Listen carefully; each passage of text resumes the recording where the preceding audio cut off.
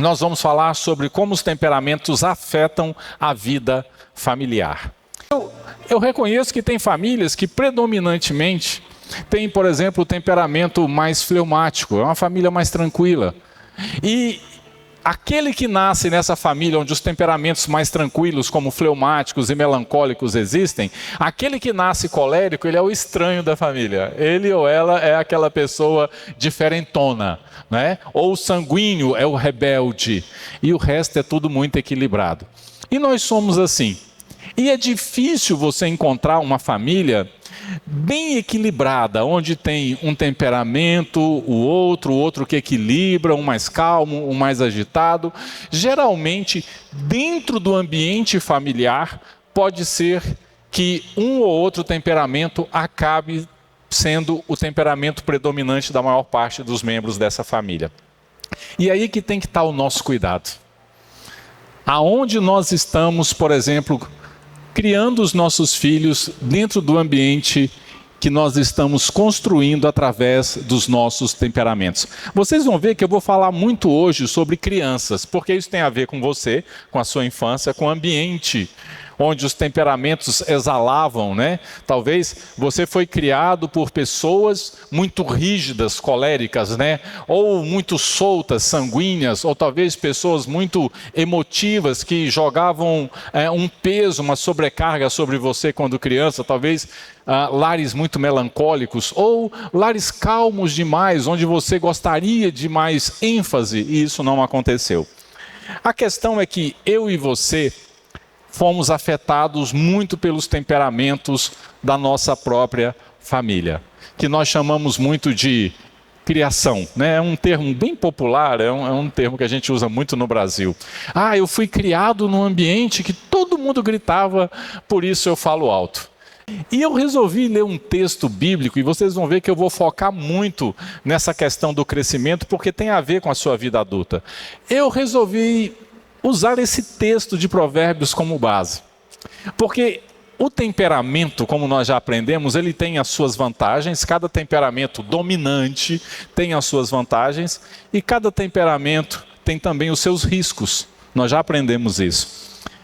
E esse texto aqui, eu acho ele tão perfeito para falar sobre isso, porque, querendo ou não, nós moldamos as emoções dos nossos filhos muito a partir dos nossos temperamentos. Nós fomos moldados muito a partir do temperamento dos nossos pais. Pensa, gente.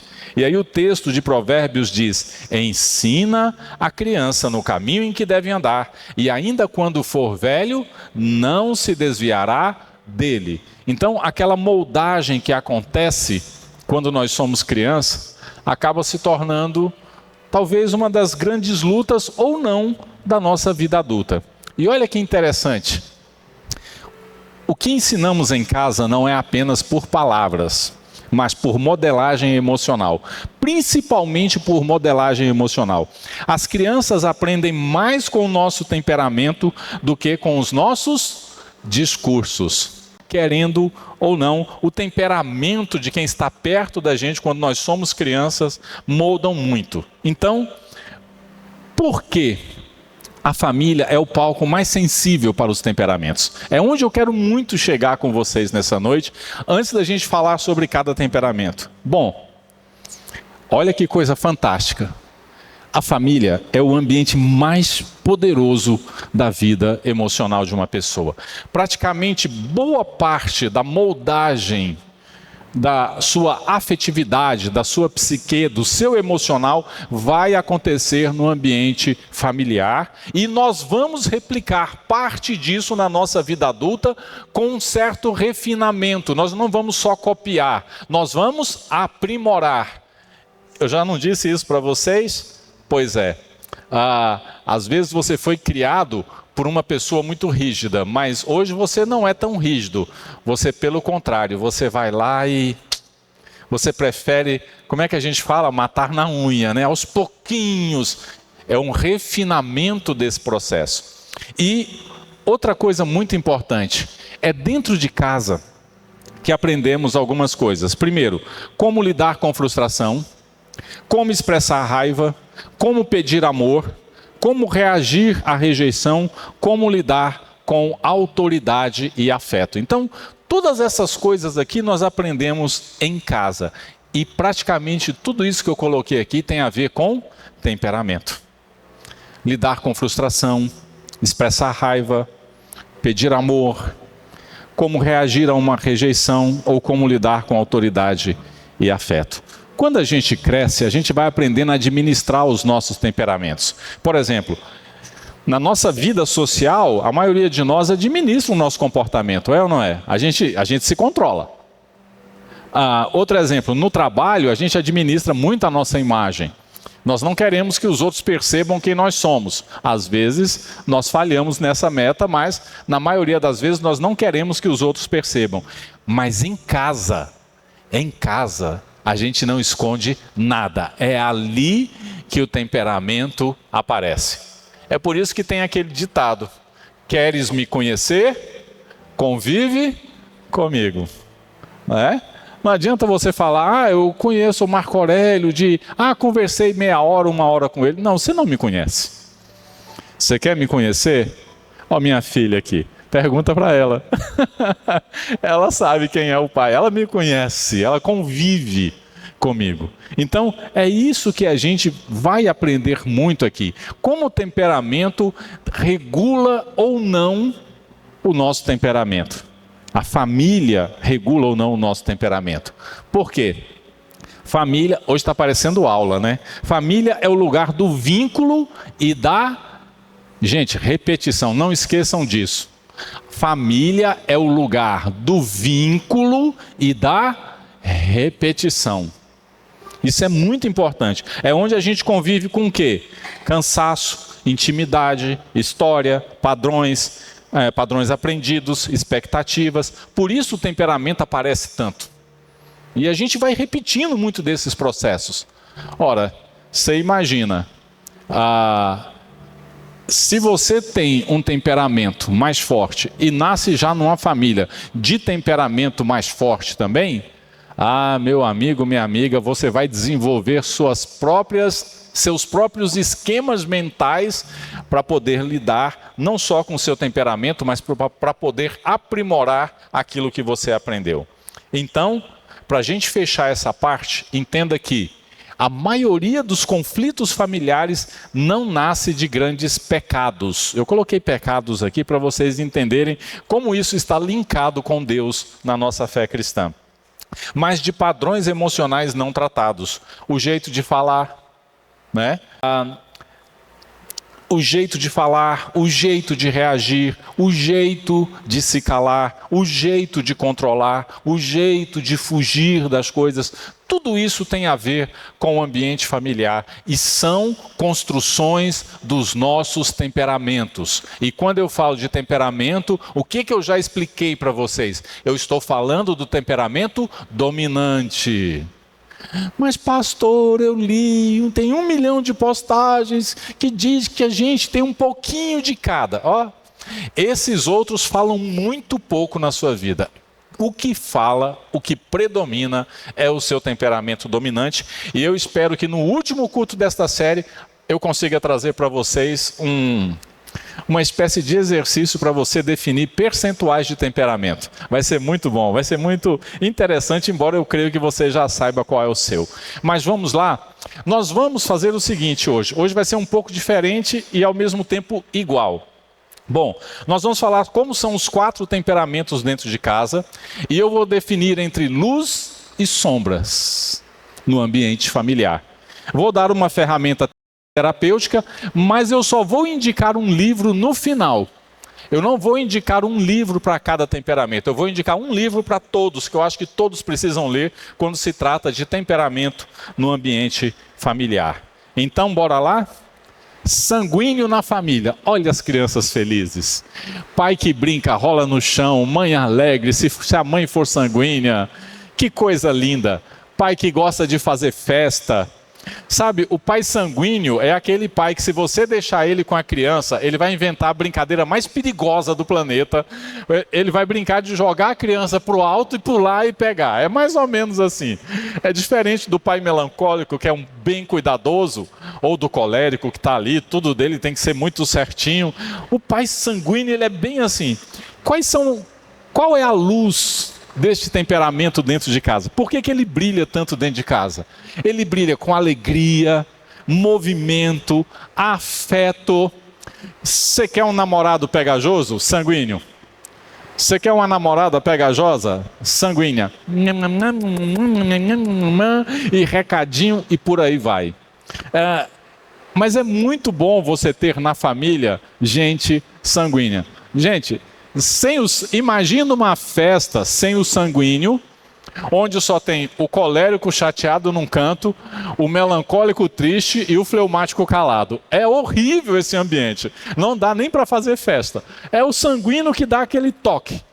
Só que além da luz, essa luz que o sanguíneo irradia, tem a sombra. Qual é a sombra? Bom, dentro de casa, na família, o sanguíneo oscila muito. Se for o pai, será um problema. Se for a mãe, vai ter dificuldade em adaptar com rotina familiar.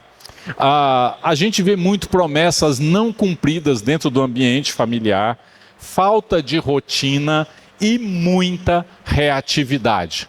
O sanguíneo é aquela pessoa que ela até explode, mas 5 minutos depois nem lembra do que aconteceu. E vai lá, te pede desculpa de boa, e chega e acha que está tudo bem. O sanguíneo é uma maravilha, mas primeiro acontece isso aqui. Conviver em família, ou ser criado num ambiente onde pessoas sanguíneas são predominantes. Imagina uma família geralmente muito voltada para festa, para bebida. Acontece muitas discussões por coisas que se prometeu, não cumpriu, que se falou que ia fazer e não foram feitas. Tem uma ferramenta terapêutica, ela é um pouquinho complexa, mas eu fiz questão de colocá-la para vocês porque eu acho que dá para realizar em casa, se você é sanguíneo, se a sua família é predominantemente sanguínea, ou se você está percebendo que o seu filhinho, sua filhinha é sanguíneo. Então bora lá. Ferramenta terapêutica familiar, eu chamo de rotina simples de conexão. O sanguíneo, ele se desconecta muito rápido. Então, 10 minutos que você conseguir por dia fazer o diálogo mais escuta, sem o celular, ok? Conversar com o sanguíneo, segurar a atenção dele ou dela, você já deu um passo muito grande. E estabelecer um gesto fixo, se for uma criança sanguínea, tá? Tipo, uma oração curta em família ou uma leitura breve. Uma rotina, orar todo dia antes de deitar, ou ler a Bíblia todos os dias de deitar. Isso se você tiver uma criança sanguínea em casa. Ajuda a estabelecer um padrão de rotina. Lembre-se, o nosso problema não é a luz, ok? Não é. O problema é a sombra. Então a gente tem que trabalhar esse lado, tá ok? Então essa ferramenta, ela é bem simples e no final eu vou passar o livro que todos de qualquer temperamento precisam ler. E é tão interessante, gente, é batata. Quando a gente vai lidar com terapia familiar, por exemplo, uma das primeiras coisas que eu gosto de estabelecer é o padrão de temperamento. Então, dependendo da reclamação que a pessoa traz para a terapia ou para o atendimento pastoral, você já vai percebendo como é o ambiente ali por conta dos temperamentos. E geralmente, se a situação está desgastada por conta de um sanguíneo, o que você vai ouvir é basicamente: não firme em nada, estou cansado ou cansada de lutar com essa pessoa, não dá resultado, é uma pessoa sem muito compromisso. E você vai vendo que a sombra, ela aparece muito, muito mesmo. Então, ambientes familiares sempre terão os coléricos. Dificilmente você vai ver um colérico depressivo, mas serão os mais ansiosos da família, ok? e tem uma tendência muito grande a desviar a sua atenção, mas muito mesmo, tá? Vamos então ao segundo temperamento na família. Se você tem uma criança sanguínea, ajude, ensine, crie uma rotina. Mas vamos lá. Colérico na família. Prepare-se. A coisa mais simples pode virar uma discussão, mas tem aquele quê de que você se sente muito bem perto de uma pessoa colérica pelas decisões, pela força, pela determinação do colérico. Então, dentro da família, por exemplo, uma família predominantemente colérica é uma família que cresce, mas cresce brigando. É uma família que constrói muito, que alcança seus objetivos, mas às vezes a criança, se não tiver o mesmo temperamento ou mesmo tendo, irá sofrer muito no processo. Pode ter certeza disso. Qual é a luz desse temperamento em casa? E olha como é que fica a criança quando a família briga demais. É muito triste de acompanhar. Dentro da família, o colérico é liderança, é proteção, tá? É provisão e é direção. Às vezes, o colérico ele é extremamente protetor. E isso traz um certo conforto. Também a questão da provisão. O colérico tem essa coisa de deixa que eu resolvo, eu corro atrás, eu dou um jeito, eu vou lá, eu faço. Pá! Ah, que maravilha ter um colérico que toma conta de tudo, que ajuda em tudo. Mas aí vem a sombra. Qual é a sombra? Agora eu não vou dar exemplo meu não, viu? Porque pega mal. Autoritarismo, crítica, chega a gerar um certo clima de medo, tá? E muitas vezes correção sem afeto. Que foi uma coisa que eu tive que aprender. Eu acho que essa foi a primeira correção que eu precisei fazer.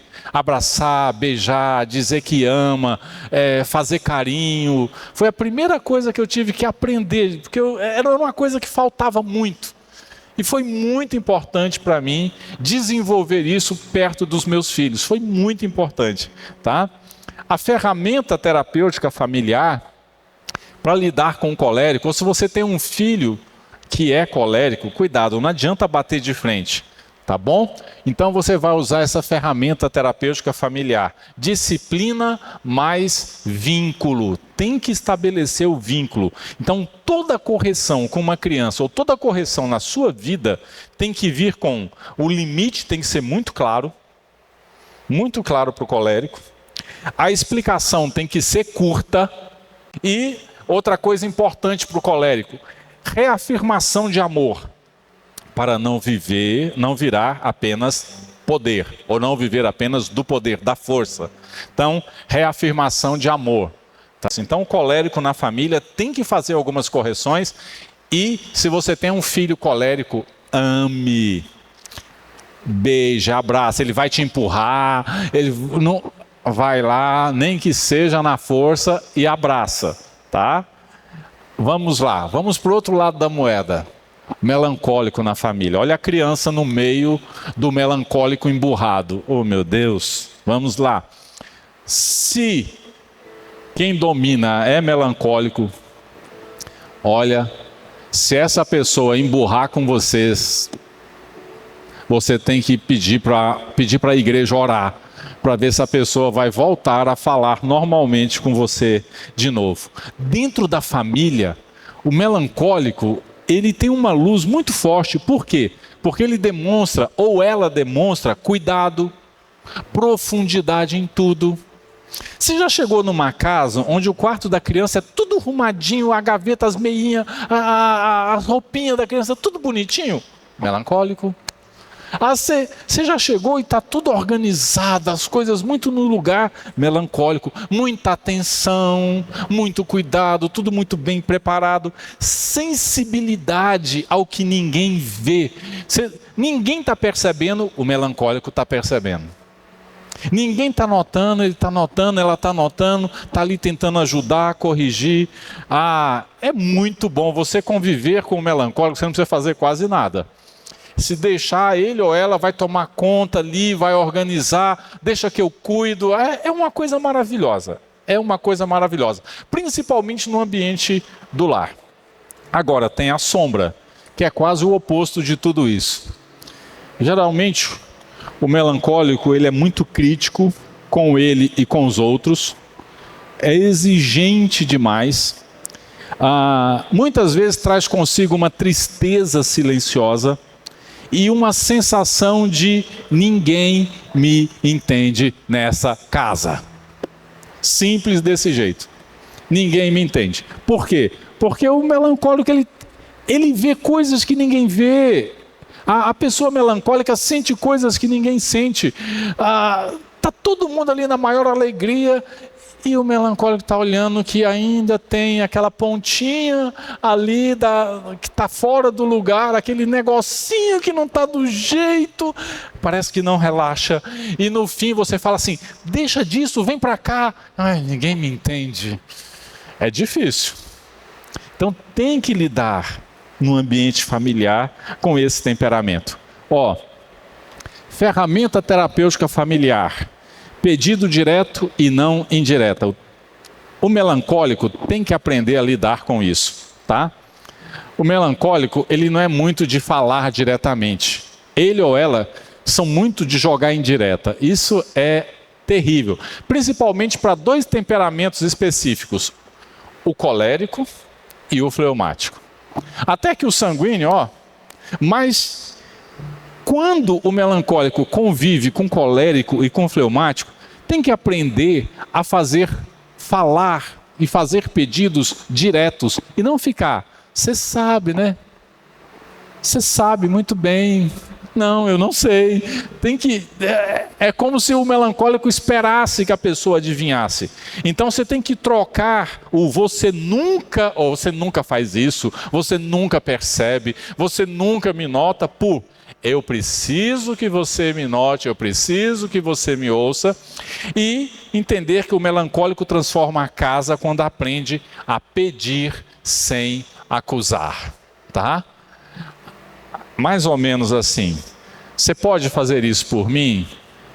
Ok, pedido simples. O melancólico não faz. Ele faz assim ou ela faz assim. Você pode fazer isso por mim? Porque você nunca faz. Você nunca pode. Você nunca isso. Você nunca aquilo. E aí vira uma coisa de acusação, enquanto era só um pedido. Então tem que treinar muito isso. Atenção se você tem crianças melancólicas em casa, tá? Essa criança vai cobrar de você algumas coisas. Aprenda a lidar com isso. Última etapa para hoje, gente. A criança não está entendendo nada, mas se o ambiente for fleumático, ela vai ficar assim, meu Deus, o que está acontecendo? A cara da criança rindo. Eu quis colocar a criança em todos os quadros. O pai, sabe aquele pai, aquela mãe zen? Não, sério, eu tinha um tio fleumático. Eu disse tinha porque ele infartou num jogo de futebol quando nós estávamos numa chácara. Ele não estava muito obeso e ao jogar bola ele acabou infartando. Mas ele era muito fleumático, ele era muito gente boa, muito zen, tudo com ele era muito assim e tal. Você ia na casa dele, não, aquela pilha de tijolo está ali há 10 anos, chega a estar verde, deixa lá. Uma hora faz, muito na dele, muito tranquilo. Deixa o sofá do fleumático tem remendo, tem uma coxa em cima. É um negócio muito engraçado. Ele vai deixando, vai procrastinando. E a fleumática também. A mulher fleumática, geralmente a mulher fleumática é muito caseira. Ela gosta daquele ambiente, plantas, cuidar, aromas, né? E o fleumático, ele tem a sua luz na pacificação, na estabilidade, no porto seguro. Que coisa boa, né? Dificilmente você vai ter uma discussão com o fleumático que ele não vai dizer, tá bom, ou ela, tudo bem, Tá certo, pode deixar, mas tem a sombra. Qual é a sombra? A passividade até excessiva, que pode ser confundido com comodismo. Você acha que a pessoa... Mas é o jeito daquela pessoa. Também a fuga de conversas difíceis. O fleumático detesta DR. Vamos conversar. Não, resolve você.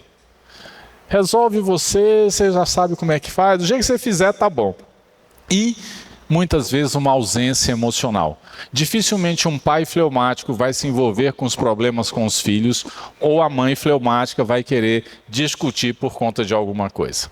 Então, existe essa sombra que tem que ser tratada. Bom, a ferramenta terapêutica ela é um pouco longa, e eu a chamo de conversa marcada.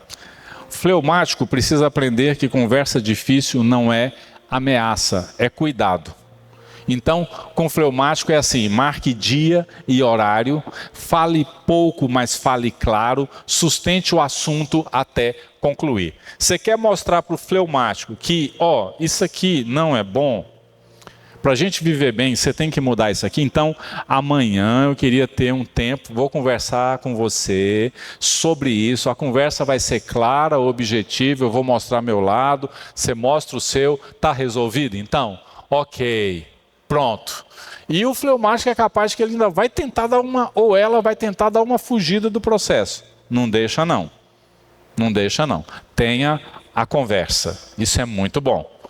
Você vai evitar um desgaste desnecessário dentro da relação. Mas tirando, você viu que tudo nos nossos temperamentos depende de como a gente lida com eles? As pessoas mais machucadas que eu conheço vieram de lares de temperamentos muito fortes. Pessoas que, quando criança, foram adultizadas demais a ponto de terem que servir de muleta emocional para os pais, vieram de lares de temperamentos muito sensíveis, como melancólicos e fleumáticos. Os adultos hoje, muitas vezes, que carregam mágoa, ressentimento, tristeza, vieram de lares muito coléricos, ou onde a dominância daquele lar era totalmente colérica. Pessoas que têm dificuldade de estabilidade hoje vieram de lares muito sanguíneos, onde ninguém se comprometia com nada. Pessoas depressivas vieram de lares muito fleumáticos, que a gente pensa que o que causa a depressão é o melancólico. O melancólico já é da natureza dele ou dela ser triste. Quem realmente entra em depressão forte, na maioria das vezes, é o fleumático. E assim você vai vendo que a ambiência do lar, ela é moldada pelos temperamentos. Você vê que muitas vezes os nossos temperamentos moldam até as rotinas dentro de casa. Vai acordar uma criança sanguínea para ir para a escola. Você vai ter que chamar 10 vezes. E é capaz que ela vai aparecer sem ter escovado os dentes, com o cabelo todo escarapunchado e vestindo um uniforme ao contrário. Você tem um filho colérico, quem vai acordar você é ele. Bora, pai, que eu estou atrasado. Bora, mãe, que eu preciso chegar cedo na escola. Você tem uma criança melancólica, ela vai levantar, arrumar a roupinha, a mochilinha, colocar tudo no lugar e vai ver se está tudo ajeitadinho e vai chegar igual uma princesa ou um príncipe na escola. O fleumático é muito de boa. Levanta, ele levanta. Vai fazer isso, ele vai. Entra no carro, ele... Mas a gente precisa aprender que o que nós fazemos molda muita coisa. Então, gente, a regra que você já conhece é que casa saudável não é casa sem conflito. É casa que aprendeu a tratar conflito com verdade, amor e maturidade. Ok? É isso que é casa que realmente funciona. E não se esqueça, pare de brigar com o temperamento do outro. Na maioria das vezes você não está brigando com a pessoa, mas é com o temperamento dessa pessoa. E qual é a leitura para todos? Para mim, O livro de hoje é muito conhecido, talvez até alguns de vocês já o tenham lido. Eu já li esse livro algumas vezes, embora ele não seja o livro que eu esteja utilizando como base para esta série, mas ele é um livro que eu indico para ser lido em família. Todo mundo precisa ler Temperamentos Transformados, de Tim LaHaye. Fantástico esse livro. Até hoje esse livro é uma novidade, apesar dele ter sido escrito há muito tempo. Tim LaHaye faleceu em julho de 2016 e deixou essa herança maravilhosa aqui, em um best-seller fantástico. O livro é maravilhoso porque destrincha comportamento por comportamento de cada temperamento no ambiente familiar. Então, esse é um livro para todos. E você encontra ele para baixar no Kindle, ou eu fazendo propaganda, e às vezes encontra até a primeira edição, aqui já está na segunda edição, você encontra a primeira edição gratuitamente no Google. Vale a pena ler esse livro, ok? Vale a pena ler esse livro, porque nada nos ajuda mais do que Deus em Cristo Jesus e conhecimento. Conhecimento é extremamente importante. Amém? Então vamos ficar em pé, vamos orar. Uma pergunta, você que está nos assistindo pelo Instagram e vocês que estão aqui, deu para reconhecer qual o temperamento que predomina na sua casa? Ai, que coisa boa. Vai corrigindo aí, vai corrigindo, vai dar tudo certo, tá bom? Vamos orar? Pai, obrigado pela tua bondade, pela tua misericórdia, pelo teu cuidado e amor. Obrigado por ser esse Deus que mostra o quanto nós ainda temos muito o que crescer, que aprender e viver. Ajuda-nos a sermos cada dia mais parecidos contigo, a cada dia mais trabalharmos aquilo que em nós muitas vezes nos afasta, inclusive, do propósito que o Senhor tem para nós. Oramos e pedimos que assim seja, em nome de Jesus. Amém e amém. Glória a Deus.